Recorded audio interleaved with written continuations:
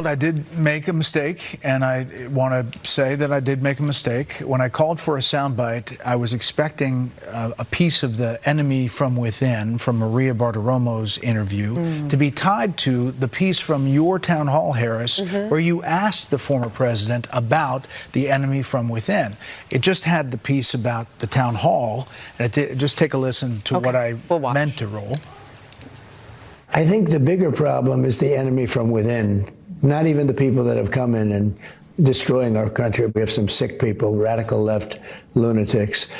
And I think they're and it should be very easily handled by, if necessary, by National Guard, or if really necessary, by the military. That was Bret Baier doing damage control after his disastrous town hall where he tried to land a gotcha on Kamala Harris and instead gave her a platform to completely dominate him, expose his agenda, and garner this viral moment. Question to the former president today. Harris Faulkner had a town hall, and this is how he responded. I heard about that. They were saying I was like threatening. I'm not threatening anybody.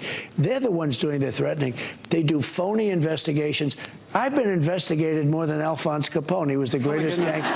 No, it's true. No, but think of it. It's called weaponization of government. It's a terrible thing. So, Brett, I'm sorry, and with all due respect, that clip was not what he has been saying about the enemy within that he has repeated when he's speaking about the American people. That's not what you just showed. Well, he was asked about that specific... No, that's not what you just showed. In all fairness and respect to you... that was the question that we asked him. You didn't show that, and here's the bottom line. He has repeated it many times, and you and I both know that. And you and I both know that he has talked about turning the American military on the American people. He has talked about going after people who are engaged in peaceful protest. He has talked about locking people up because they disagree with him. This is a democracy. And in a democracy, the President of the United States, in the United States of America, should be willing to be able to handle criticism without saying he'd lock people up for doing it. And this is what is at stake, which is why you have someone like the former chairman of the Joint Chiefs of Staff saying what Mark Milley has said about Donald Trump being a threat to the United States of America. He's quoted in the Bob Woodward book that way, yes. Let me ask you this, Madam Vice President. You call Donald Trump... the significance of that. And of course, it's worth noting that the reason Harris was so easily able to correct Bret Baier in real time is that she literally played Trump's words on this very topic during her own rally.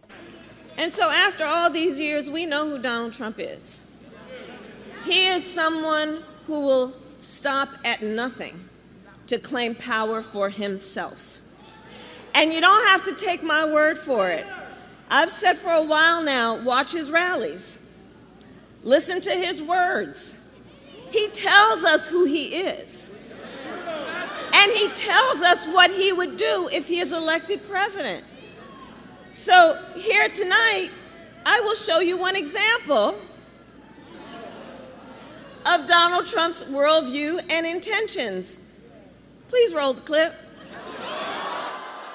The worst people are the enemies from within. The enemy from within. Those people are more dangerous, the enemy from within, than Russia and China. These people should be put in jail the way they talk about our judges and our justices. Now, if you had one really violent day, one rough hour, and I mean real rough. I think the bigger problem are the people from within. We have some very bad people. We have some sick people, radical left lunatics. And I think they're and it should be very easily handled by, if necessary, by National Guard, or if really necessary, by the military.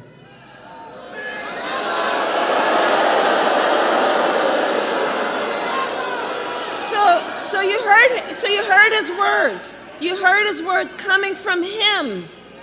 He's talking about the enemy within Pennsylvania. He's talking about the enemy within our country, Pennsylvania. He's talking about that he considers anyone who doesn't support him or who will not bend to his will an enemy of our country. If Bret Baier was going to misrepresent Trump's comments to make him seem more palatable, perhaps he should have considered finding some comments that didn't play on a jumbotron at Kamala's latest rally. Just, you know, for starters. Now, you'll remember in the initial clip of Bret Baier that he says he was expecting a different soundbite.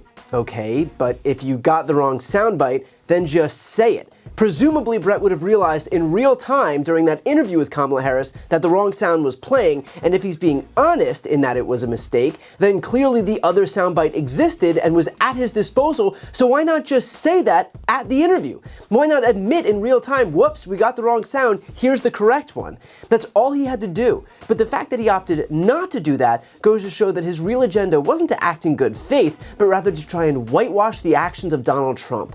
Remember, just days before the town hall, Baier was already under fire by Trump, who just days earlier posted this on the Truth Social. Lying Kamala Harris has wisely chosen Bret Baier of Fox News to do a much-needed interview because he is considered to be fair and balanced, though often very soft to those on the cocktail circuit left. I would have preferred seeing a more hard-hitting journalist, but Fox has grown so weak and soft on the Democrats, constantly polluting the airwaves with unopposed Kamala representatives, that it all doesn't matter anymore. And so Bret Baier did what all Republicans eventually have to do, which is to show Daddy Trump that he too could be a good little foot soldier and fall in line.